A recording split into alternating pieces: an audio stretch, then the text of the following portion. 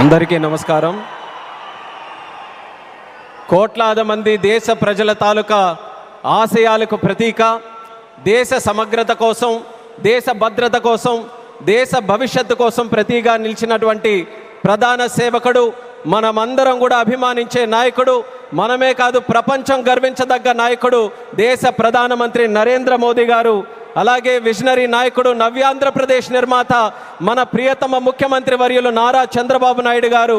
అలానే మన ఉప ముఖ్యమంత్రి వర్యులు, ఆయనకి పదవులతో పని లేదు, జనం కోసం నిత్యం జీవించేటటువంటి జనసేనాని పవన్ కళ్యాణ్ గారు, రాష్ట్ర గవర్నర్ గారు అబ్దుల్ నజీర్ గారు, అలాగే వేదికలు అలంకరించినటువంటి కేంద్ర మంత్రులు, అలాగే మన తెలుగు యువతకి ఒక ఆదర్శప్రాయమైనటువంటి నాయకత్వంతో ముందుకు నడిపిస్తున్నటువంటి సోదరులు నారా లోకేష్ అన్న గారికి, ఎంపీ కలిశెట్టి అప్పలనాయుడు గారికి, ఎమ్మెల్యే మాధవమ్మ గారికి, అలాగే ఇక్కడికి విచ్చేసినటువంటి ఎంతోమంది జనప్రతినిధులకి, ఇక్కడికి విచ్చేసినటువంటి నా ఉత్తరాంధ్ర సోదర సోదరిమల్ల అందరికీ కూడా నా హృదయపూర్వకమైనటువంటి నమస్కారాలు తెలియజేసుకుంటున్నాను.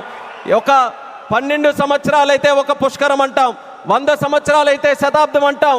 అలాంటిది యుగానికి ఒక్కసారి వచ్చేటటువంటి కార్యక్రమం అల్లూరి సీతారామరాజు విమానాశ్రయం ప్రారంభోత్సవ కార్యక్రమం అని గర్వంగా ఈ ఉత్తరాంధ్ర బిడ్డగా, మీతో పాటు ఇక్కడ పుట్టినటువంటి వ్యక్తిగా, కింజరాపు ఎర్రన్నాయుడు గారి తాలూకా బిడ్డగా ఈరోజు గర్వంగా ఉందని కూడా ఈ సందర్భంగా తెలియజేసుకుంటున్నాను.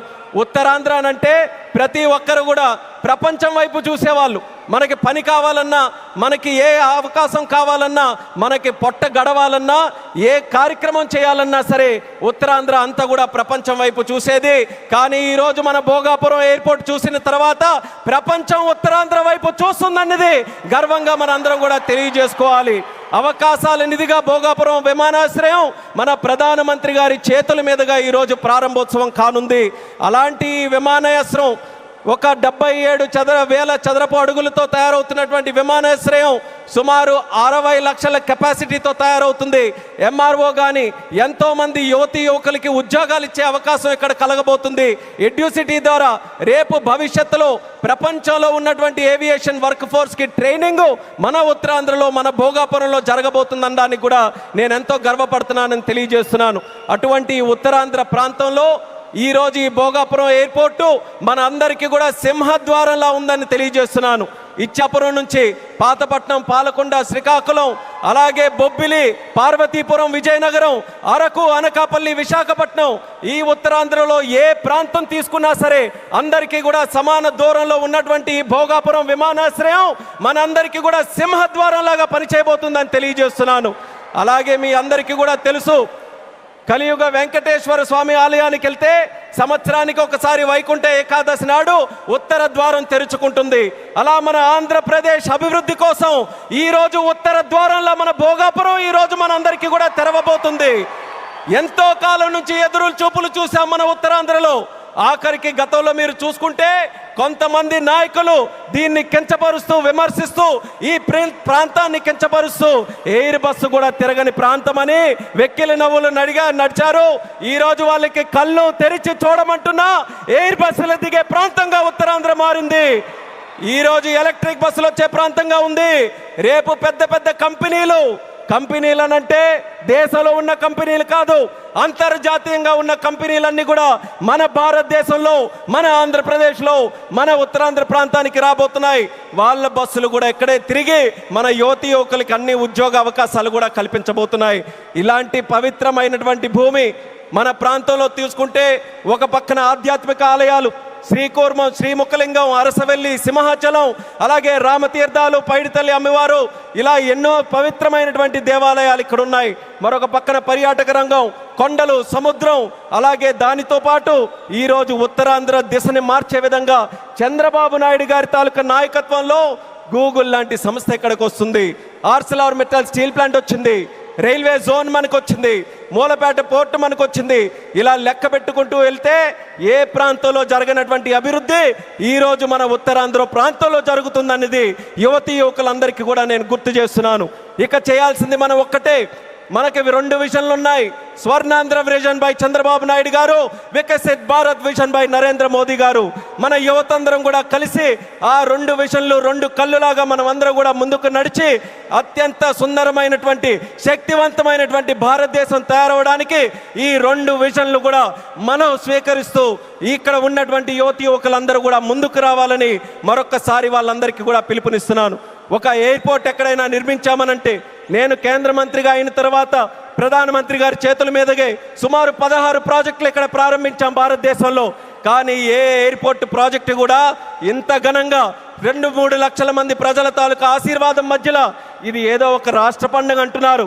ఇది కేవలం రాష్ట్ర పండుగ కాదు, ఉత్తరాంధ్రలో ఉన్నటువంటి ప్రతి ఇంటి పండుగ ఈరోజు ఈ విమానాశ్రయ ప్రారంభోత్సవ కార్యక్రమం, అందరి గుండెల్లో ఉన్నటువంటి కార్యక్రమం. అటువంటి కార్యక్రమానికి మనం నిజమైన అర్థం ఈరోజు సాకారం చేశాం. అర్థమనంటే భవ్యమైనటువంటి ఒక బిల్డింగ్ కట్టడమే కాదు, దానికి చరిత్ర గుర్తుండిపోయేలా మన్యం వీరుడు అల్లూరి సీతారామరాజు గారి పేరు పెట్టడం, ఇది ఒక చరిత్ర అనేది కూడా తెలియజేసుకుంటున్నాను. అడవుల్లో ఎక్కడో వినేటటువంటి పేరు, అడవుల్లో వినేవాళ్ళం అల్లూరి సీతారామరాజు అని. అలాంటి ఆ పేరుని ప్రపంచం మొత్తం మారుమోగుతుంది.